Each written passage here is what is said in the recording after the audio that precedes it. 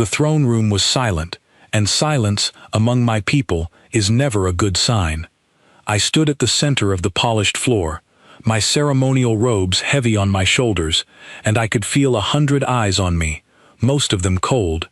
My father sat above me on his high seat, his expression unreadable, and beside me stood the reason for all this tension, a human man named Ethan Cole, my husband of exactly 1 hour. I did not choose him. No one on my side of the galaxy had a say in it. The war with the human systems had gone on for 3 long years, and when it finally ended, the treaty required a bond between our two peoples, a marriage, to prove that peace was more than words on paper. I was the chosen bride, the Emperor's second daughter, and Ethan Cole was the price humanity paid to keep their small, fragile world safe from my father's fleets. I remember looking at him for the first time and feeling nothing but disappointment. He was tall, I suppose, for a human, but next to the warriors of my own court, he looked breakable, like something that could be knocked over by a strong wind. His hair was a plain shade of brown, his eyes a soft gray, and he wore a simple dark suit instead of armor or ceremonial dress. No medals, no weapons, nothing that told me he was worth anything at all. When the priest finished the binding words, Ethan turned to me and offered a small, polite bow.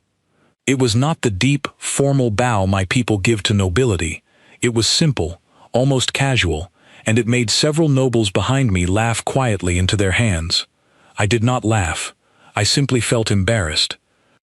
My handmaiden, Sarah, leaned close to me as we walked out of the throne room, side by side with my new husband a few steps behind us.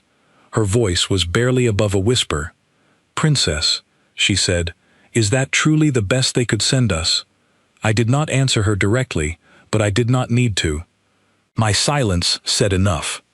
That night, at the wedding feast, I watched Ethan from across the long table, and every small thing he did seemed to confirm what I already believed about humans. He thanked the servers when they poured his drink.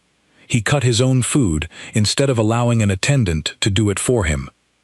When a heavy tray nearly slipped from a young server's hands, Ethan reached out and steadied it before anyone else could react, then smiled at the frightened boy as if nothing important had happened at all.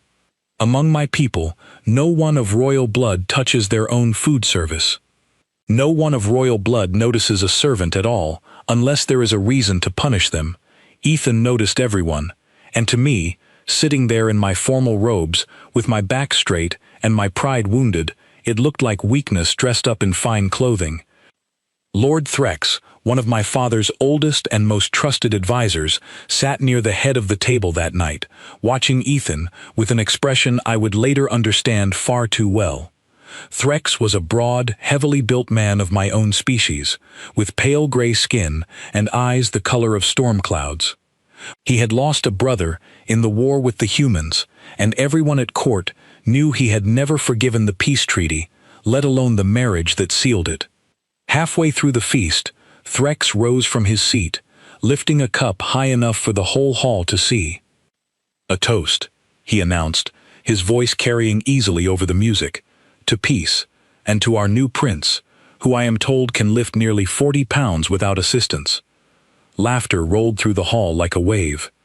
I felt heat rise in my face, not for Ethan's sake, but because I feared what this joke said about me, about my father's choice, about my own worth, as a princess handed off to secure a treaty with a soft, ordinary man.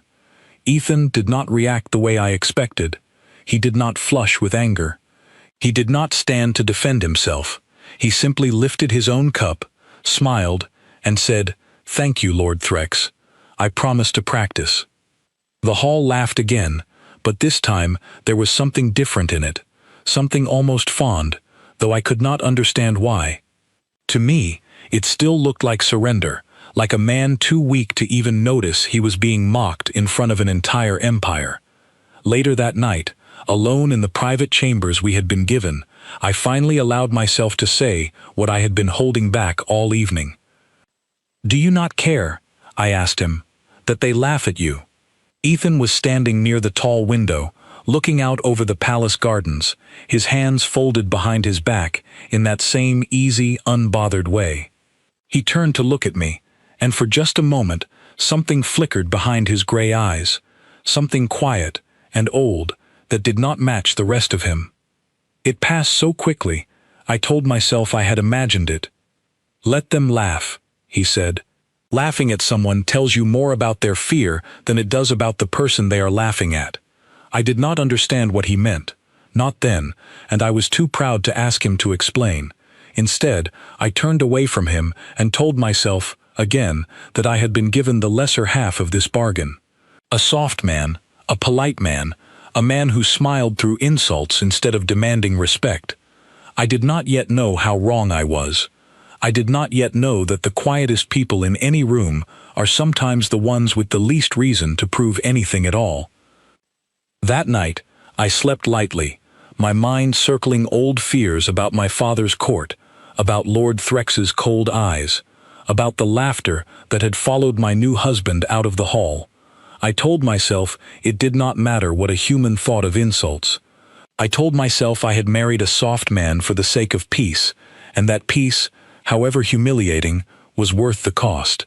I had no way of knowing that peace itself was already under threat, or that the soft, smiling man asleep across the room from me was the only reason it would survive the weeks to come. The following morning, I woke to the sound of quiet movement near the balcony. Ethan was already awake, already dressed, standing with a cup of tea in his hands as he watched the sun rise over the palace spires. He looked ordinary in the morning light, unremarkable in every way, and yet something about the stillness in his posture made me pause in the doorway before I spoke. "You rise early," I said. "Old habit," he answered, not turning around right away. "Where I come from, mornings are important. You never know what kind of day you are walking into." I thought little of the comment then. I assumed he meant something simple, something about human customs or human weather. It would be a long time before I understood what he truly meant, and by then, the laughter of that first feast would feel like a lifetime ago. For now, though, I only saw a soft, polite, unremarkable man standing at a window, sipping tea, while somewhere deep in the palace, Lord Threx was already beginning to plan. The days that followed the wedding feast fell into an uneasy rhythm. Court life continued as it always had, filled with ceremonies, council meetings, and the constant, quiet weight of 100 watching eyes. Ethan attended every event beside me, dressed simply, speaking rarely unless spoken to, and treating every servant, guard, and noble with the same calm courtesy he had shown on our wedding night. I began to notice small things about him that I could not quite explain away. He never seemed to tire, even after long ceremonies that left even seasoned nobles shifting restlessly in their seats. He never seemed to fear anything, even when Threx and his allies made sharp comments meant to wound him in front of the court. And once, during a formal dinner, when a heavy stone pillar decoration wobbled loose above the head of a young server, Ethan crossed the room faster than I thought his soft human body should have allowed, catching the falling stone before it struck the boy. He apologized for the interruption, set the stone gently aside, and returned to his seat as if nothing unusual had happened at all. No one else seemed to notice how strange that moment had been. I told myself it was luck, quick reflexes, nothing more. I was not ready, not yet, to consider any other explanation. Lord Threx noticed too, however, and unlike me, he did not dismiss it as luck. Threx began watching Ethan closely after that dinner, though he was careful never to let his suspicion show in open court. I only learned of this much later, but even then, in those early weeks, I sensed a change in the way Threx spoke to my husband. The mockery grew sharper, more deliberate, as though Threx were testing him, searching for a crack in that calm, polite surface. I did not understand why Threx cared so much about a soft human prince. I assumed it was simple resentment, the bitterness of a man who had lost family in the war and now had to watch peace celebrated at a wedding feast. I did not consider, not yet, that Threx might be looking for something far more specific than an excuse to be cruel. Meanwhile, My own doubts about Ethan continued to grow, though not in the direction TrSci's did. Where TrSci searched for hidden danger, I searched for proof of weakness, proof that would justify the shame I felt every time I stood beside my human husband in front of the court. One afternoon, several weeks into our marriage, I found him in the palace kitchens of all places, sleeves rolled up, helping an elderly cook named Margaret repair a broken oven door.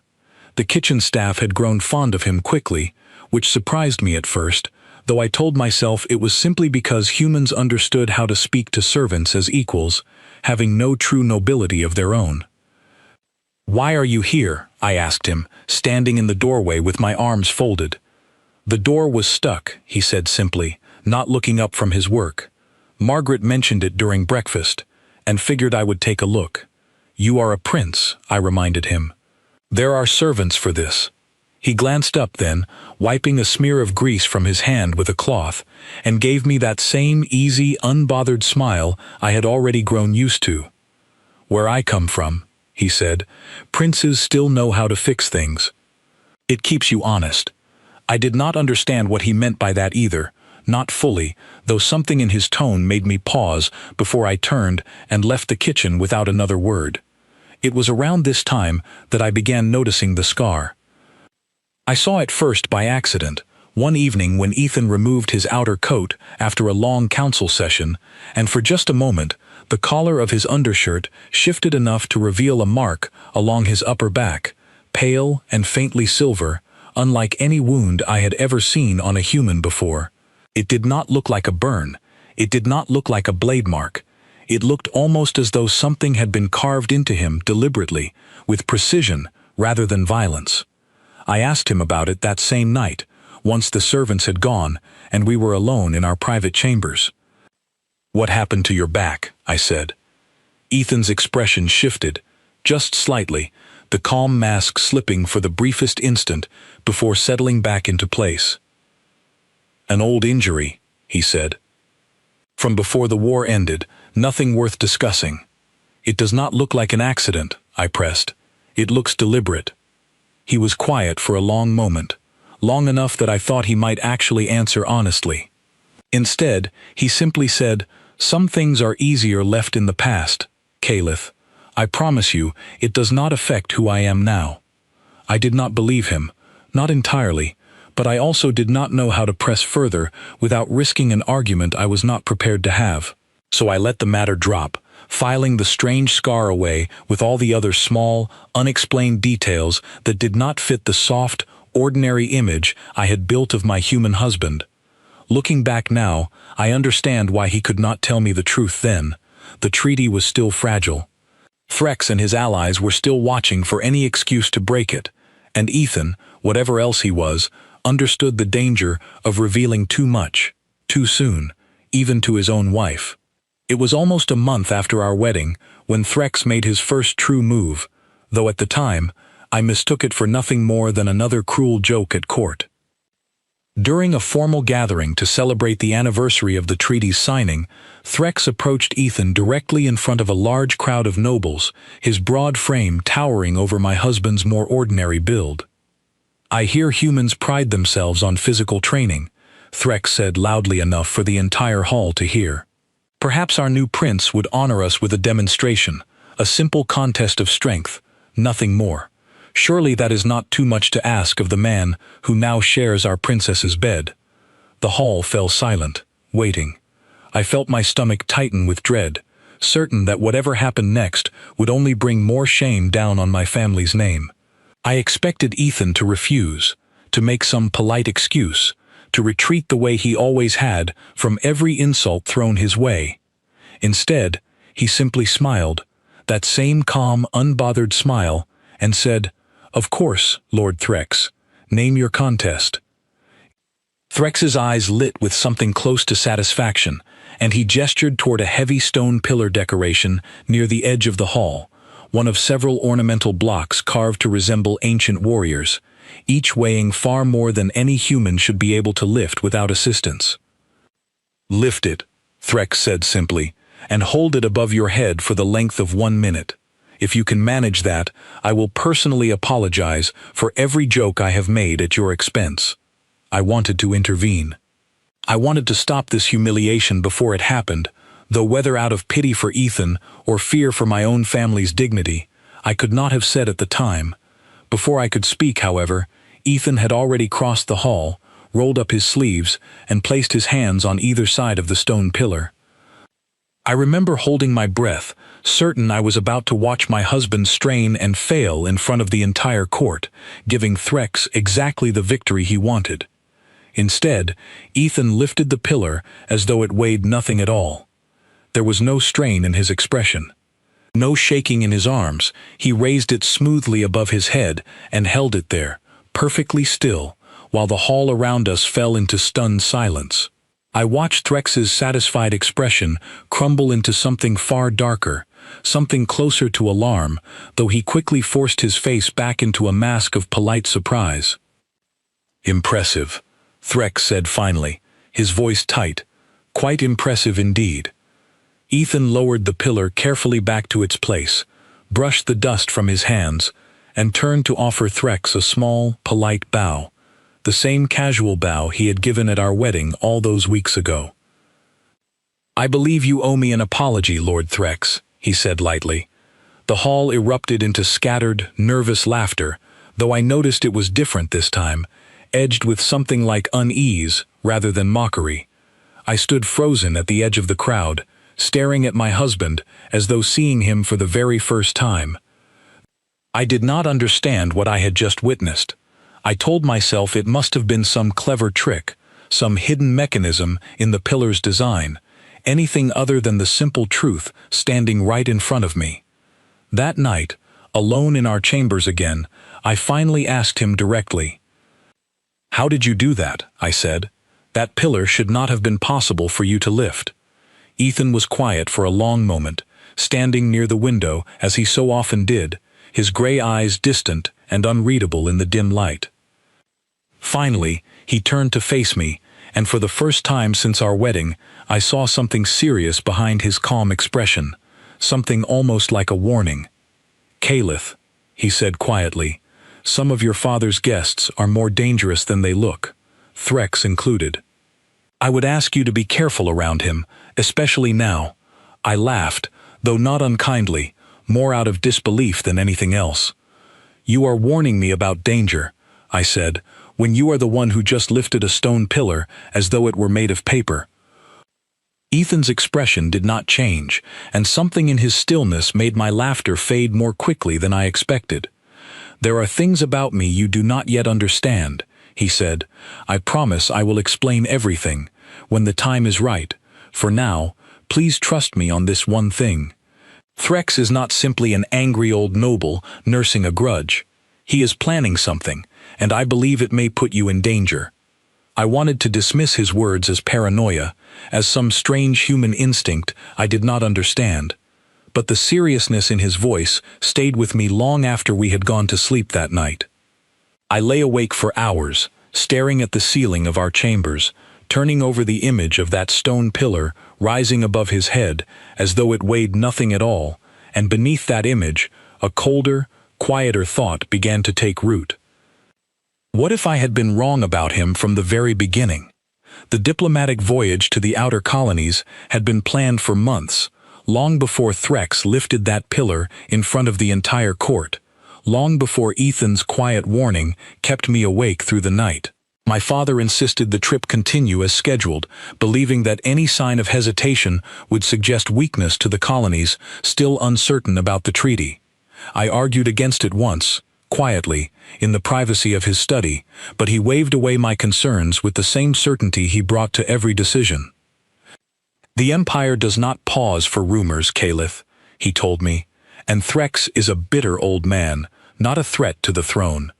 I did not entirely believe him, not after Ethan's warning, but I had no proof of danger beyond a feeling, and feelings alone carried no weight in my father's court.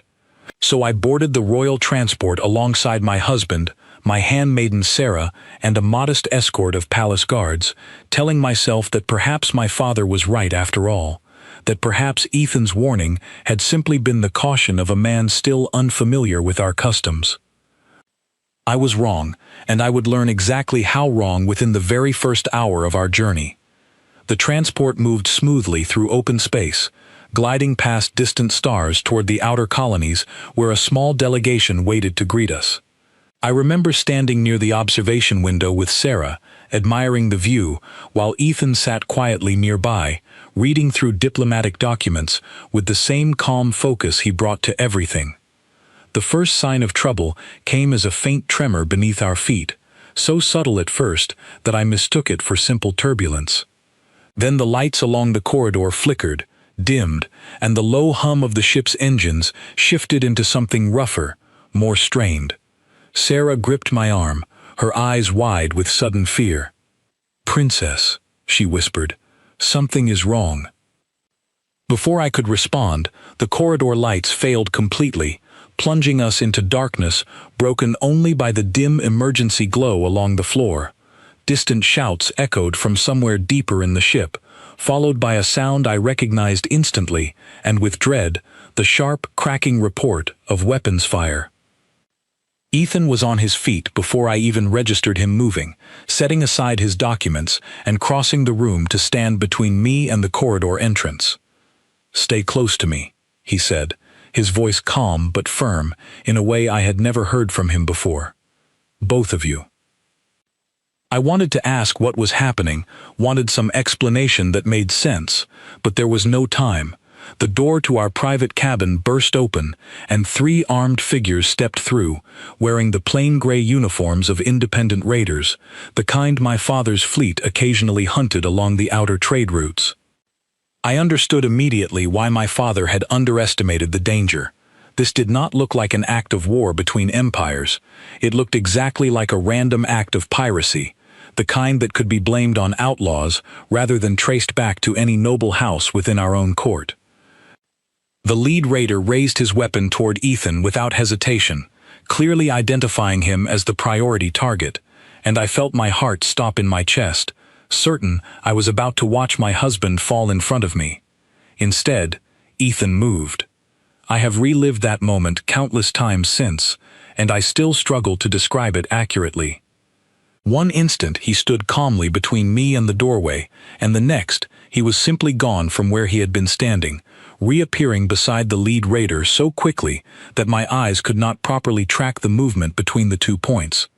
The weapon fired, but the shot struck empty air where Ethan had been a heartbeat earlier. What followed was not a battle in any sense I understood battles to work. Ethan moved through the 3 armed raiders with a precision that felt almost gentle, disarming each of them before they could fire a second shot, striking with careful, controlled force that left them unconscious rather than harmed beyond recovery. The entire exchange lasted only a few seconds, and when it ended, Ethan stood alone in the doorway, breathing evenly, his expression calm and focused rather than strained.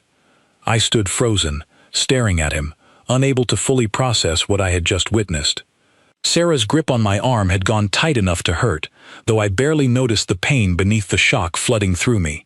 "More of them are coming," Ethan said quietly, glancing back toward us.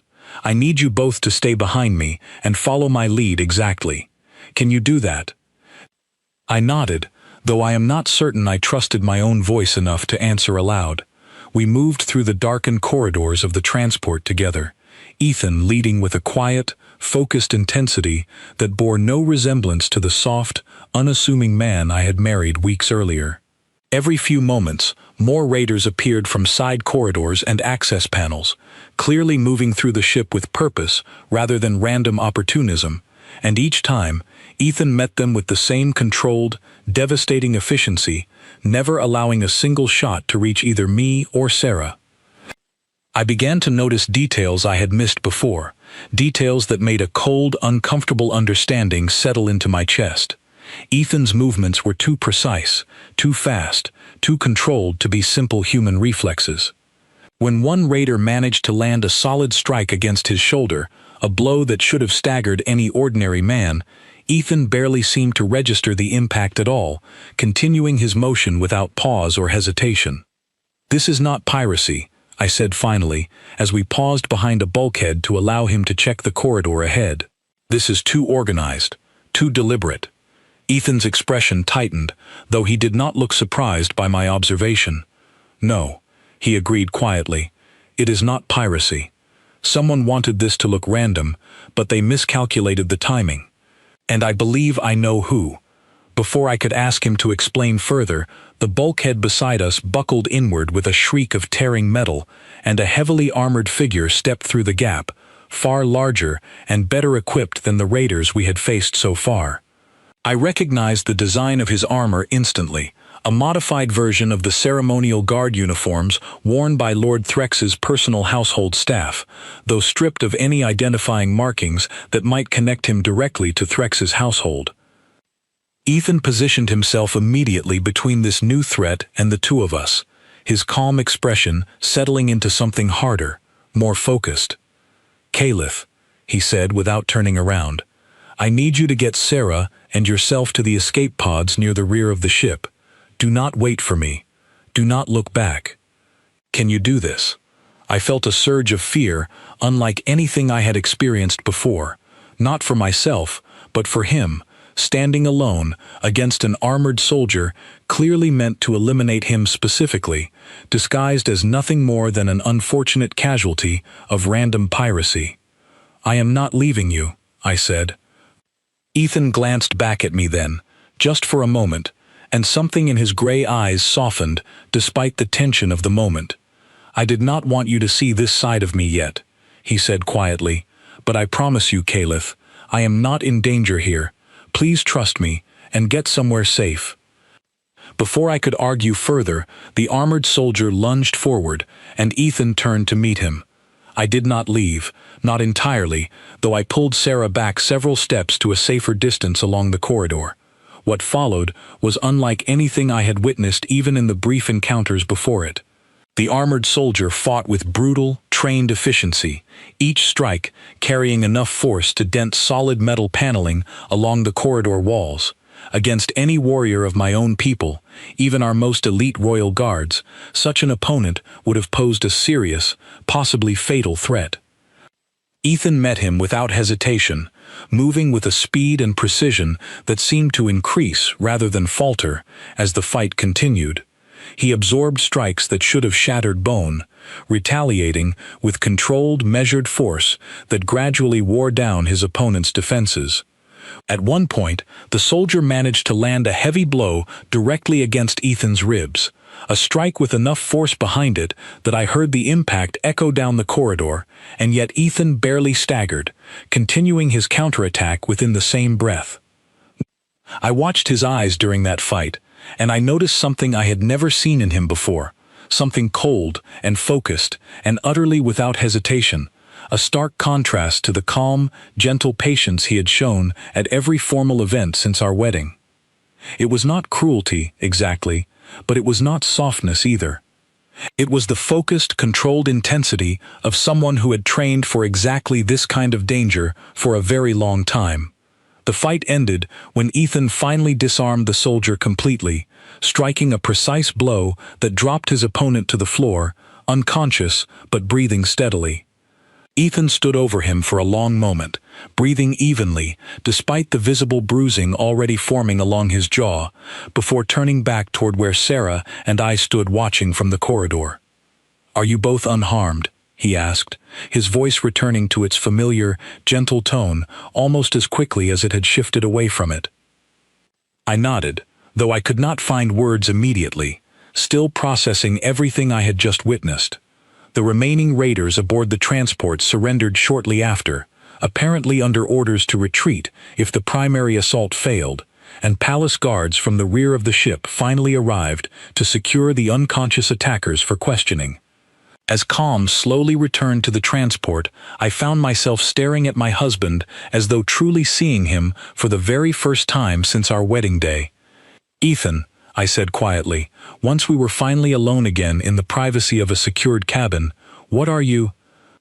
He was quiet for a long moment, sitting across from me with his hands folded, the bruising along his jaw already beginning to fade with unnatural speed. "I am still the same man you married, Caliph," he said finally. "But I understand now that I owe you an explanation, one I should have given you far sooner. I am sorry I could not tell you everything before now. It was not my choice to keep, not entirely. I felt a mixture of fear and relief tangled together in my chest, uncertain which emotion deserved more weight in that moment. Then tell me now," I said. "Tell me everything." Ethan nodded slowly, and for the first time since I had met him, I saw him take a deep, steadying breath before he spoke, as though preparing to set down a weight he had carried alone for a very long time. "Earth," he began, "is not the fragile, harmless world your empire believes it to be. We allowed that belief to grow for a reason, and I will explain why. But first you must understand what happened to my people long before your empire ever discovered us. When humanity first encountered other civilizations among the stars, we quickly learned how small and vulnerable we truly were. Every other species we met possessed some natural advantage: greater strength, faster reflexes, longer life, sturdier bodies. We had none of these things. We had only our minds, our determination, and a growing fear that any one of the empires surrounding us could destroy our world without much effort, should they ever decide we were worth the trouble. So we made a choice. Rather than announce our weakness to the galaxy and hope for mercy, we chose to hide our true potential entirely, presenting ourselves as harmless, unremarkable, and beneath serious concern. Quietly, away from any outside observation, we began a program to change what humanity was capable of, not through simple weapons or armor, but through careful, voluntary enhancement of the body itself, refined slowly over several generations. I am a product of that program, Ethan continued. Those of us who complete the training are stronger, faster, and far more durable than an ordinary human, though we are instructed never to reveal this openly unless absolutely necessary. To the rest of the galaxy, we remain the same soft, unremarkable species we have always appeared to be. It is safer that way. An empire is far less likely to attack a species it believes poses no threat at all. I sat in silence for a long moment, absorbing everything he had just told me, my mind racing back through every small, unexplained detail from the weeks since our wedding: the strange scar along his back, the calm way he had lifted that stone pillar, the terrifying speed and precision with which he had fought through armed raiders without sustaining any true harm. "Why you?" I asked finally. "Why did they send you specifically to marry me?" Ethan's expression grew more serious, and he chose his next words carefully. "When the treaty negotiations began, our intelligence services grew concerned that certain factions within your father's court intended to sabotage the peace, viewing any bond between our peoples as an unacceptable insult. Threx was among the names flagged during those early concerns, though we had no solid proof of his intentions at the time. I volunteered for this assignment specifically because of my training, Caliph. I was not sent here simply as a symbol of peace. I was sent here to protect that peace, quietly, without ever needing to reveal why. I thought of every moment since our wedding when I had judged him for being soft, for smiling through insults, for choosing kindness over pride in front of an entire court that mocked him openly. I had mistaken his restraint for weakness, when in truth it had been the opposite entirely, a deliberate, controlled choice made by someone who understood exactly how much damage he could cause, and chose, again and again, not to. "I am sorry," I said quietly, surprising myself with how much I meant it. "I judged you unfairly from the very beginning. I saw softness where there was strength, and I never once considered I might be wrong." Ethan reached across the small space between us and took my hand gently, his grip warm and steady, despite everything his body had endured only hours earlier. "You were given very little reason to think otherwise," he said. "I understand why you doubted me, Caliph. I only hope you can trust me now, when it matters most." Before I could answer him, a soft chime echoed through the cabin, signaling an incoming transmission from the palace. Ethan released my hand gently and moved to answer it, his expression shifting quickly back into the calm, focused composure I had come to associate with him during moments of danger. The transmission carried urgent news. Word of the attack aboard our transport had already reached the capital, and with it, fragments of testimony from the captured raiders, testimony that pointed directly toward Lord Threx's household as the true source behind the assault. My father's advisors were moving swiftly to secure evidence, but Threx himself had already gone silent within the palace, refusing all summons and retreating behind a heavily guarded estate on the capital's outskirts. "This changes things," Ethan said once the transmission ended, his focus sharpening into something colder and more deliberate than I had ever seen from him before. "Threx knows his plan has failed. A man in his position, cornered and exposed, becomes far more dangerous, not less." "What do you mean?" I asked, though some cold part of me already suspected the answer. Ethan met my eyes directly, his expression grave. "I believe Threx intends to force a final confrontation," he said. "One loud enough, violent enough to either seize control before the truth fully comes out, or bring down as much of the treaty and the throne with him as he possibly can. He has nothing left to lose now." The return journey to the capital felt longer than the outward voyage had, tension coiling tighter in my chest with every passing hour. Sarah remained close to me throughout, though she had grown noticeably more respectful toward Ethan since witnessing his abilities firsthand. Her earlier doubts replaced by a kind of cautious awe she did her best to hide. My father greeted us upon our return with visible relief, though the news of Threx's suspected involvement had clearly shaken him deeply. I watched him receive the full report from his advisors with a stillness that reminded me, oddly, of Ethan's own composure during moments of danger, a calm surface hiding turbulent thoughts beneath. "Threx will not simply surrender his position quietly," my father said once the advisors had left us alone in his private study. "He has allies within the household guard, and resources I did not fully appreciate until now. We must move carefully." Ethan, standing quietly beside me throughout the discussion, finally spoke. "Your Majesty," he said, "I believe I understand exactly the kind of confrontation Threx intends to force. With your permission, I would like to be present when it happens." My father studied him for a long moment, his expression unreadable, before finally nodding slowly. "After what I have heard of the attack aboard the transport," he said, "I would have it no other way." That night, alone once more in our private chambers, I found myself sitting quietly across from Ethan, studying him in a way I never had before, searching for some outward sign of the strength I now knew he carried beneath his calm, unassuming appearance. I found none, not really.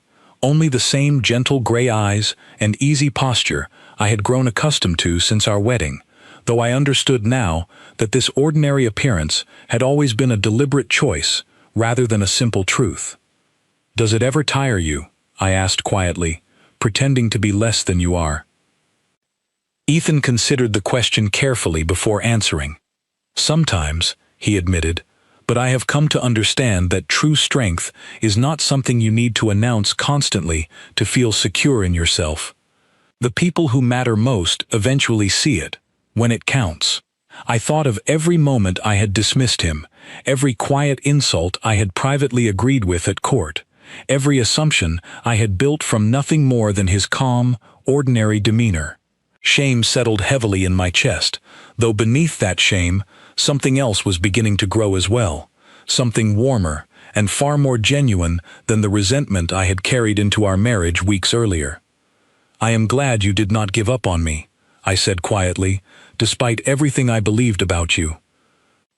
Ethan reached for my hand again, his grip steady and warm in the dim light of our chambers. "I never doubted you, Caliph," he said gently. "I only needed you to see the truth in your own time, rather than have it forced upon you before you were ready."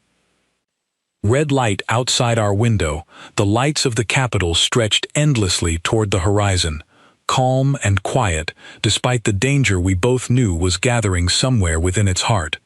I did not yet know how Threx's final move would unfold, or how close we would come to losing everything the treaty had worked so carefully to build.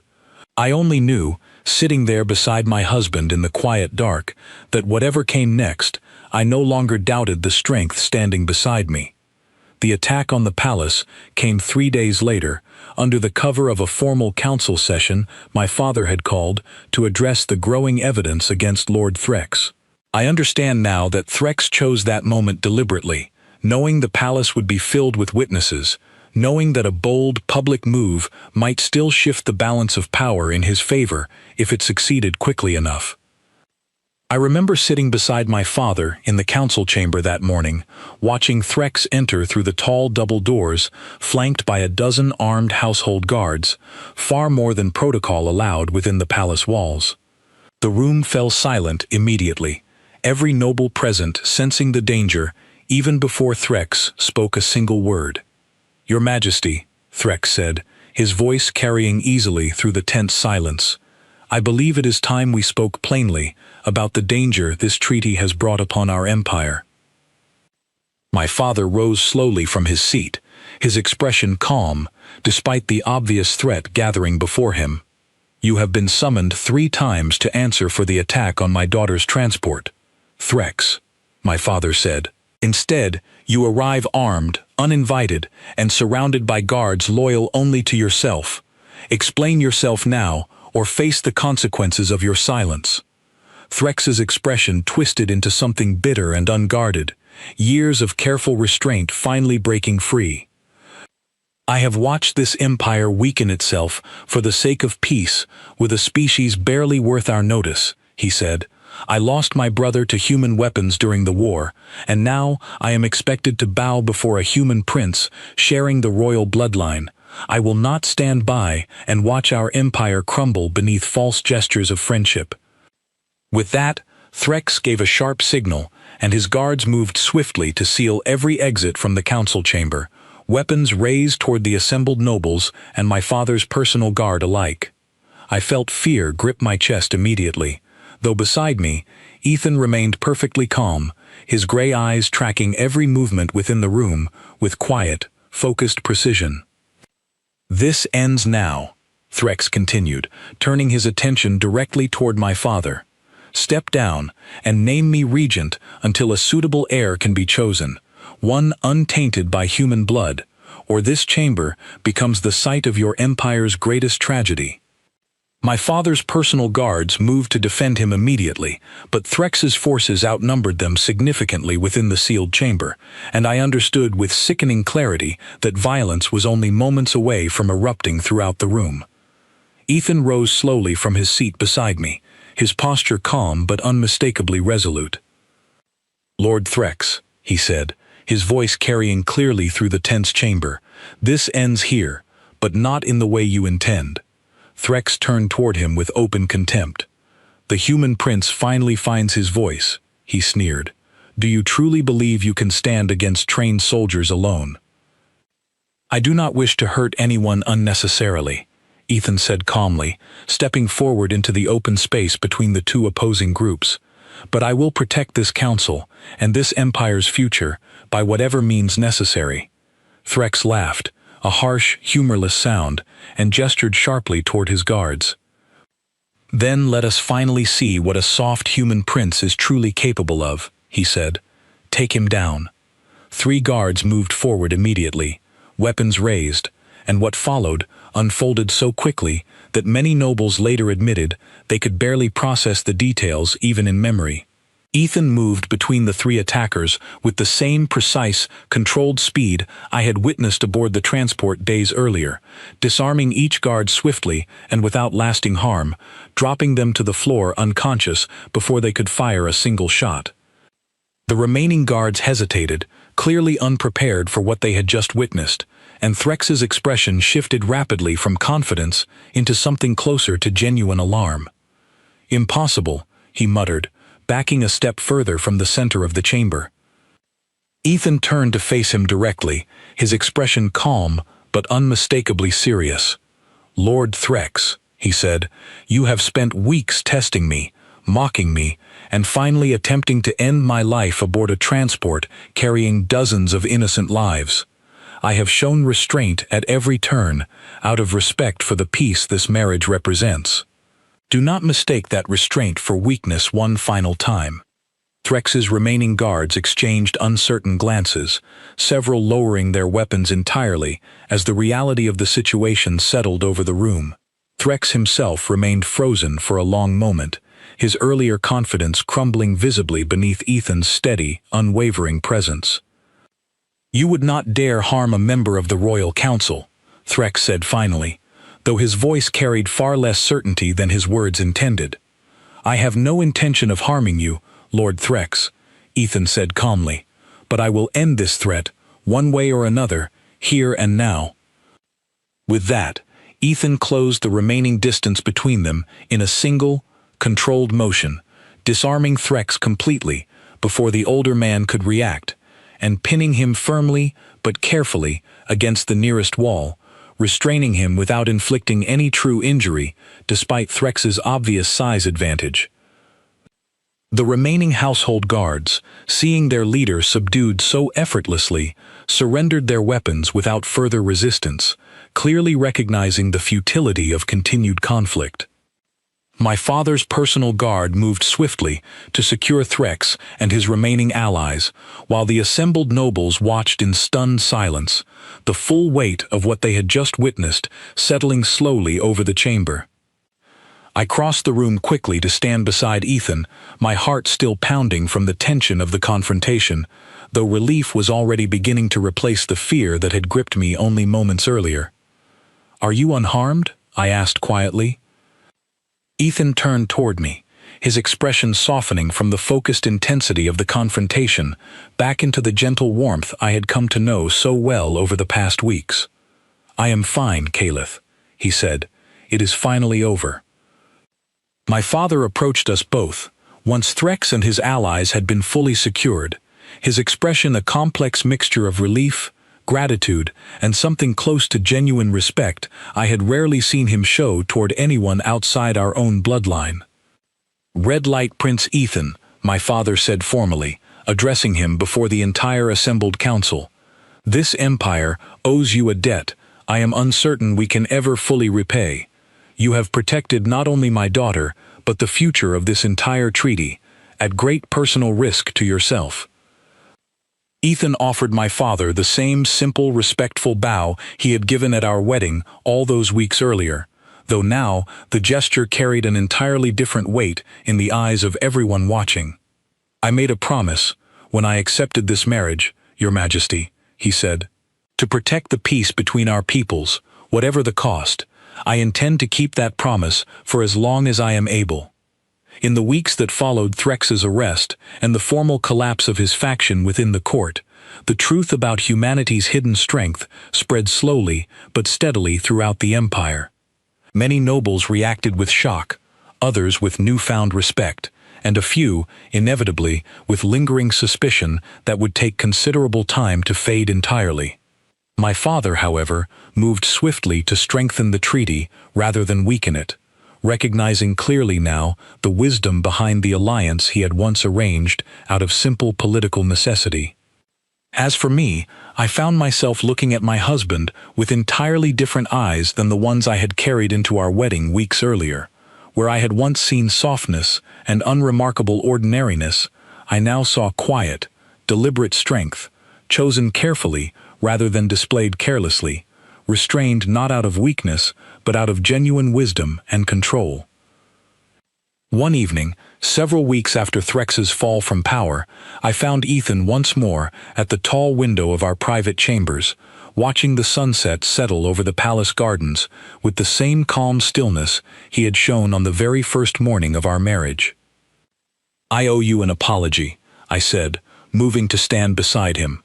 "I judged you unfairly from the moment we met, and I allowed that judgment to color everything I saw in you for far too long." Ethan turned to look at me, his gray eyes warm in the fading evening light. "You were given very little reason to believe otherwise, Caliph," he said gently. "I understand why you doubted me.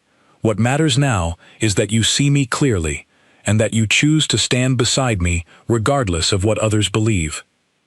"I do choose it," I said, and I mean it more fully now than I ever did on our wedding day. Ethan reached for my hand, his grip warm and steady, and for the first time since our marriage began, I felt no trace of the resentment or shame that had once colored every moment we shared together. In its place, something far stronger had grown, quiet and steady, much like the man standing beside me. The galaxy, I have come to understand since that day, often mistakes gentleness for weakness, and quiet restraint for the absence of true strength. Humanity allowed that mistake to protect themselves for generations, hiding remarkable power beneath ordinary smiles and unassuming manners, choosing kindness again and again when cruelty would have been so much easier. I married a man I believed to be soft, unremarkable, and beneath the notice of my father's empire. I came to learn in the end that true strength rarely announces itself loudly.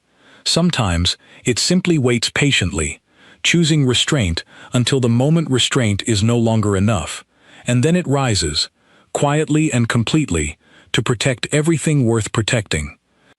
That is the husband I found waiting quietly, beneath the ordinary smile I once mistook for weakness, and it is the husband I am proud to stand beside for as long as the stars above our two worlds continue to shine.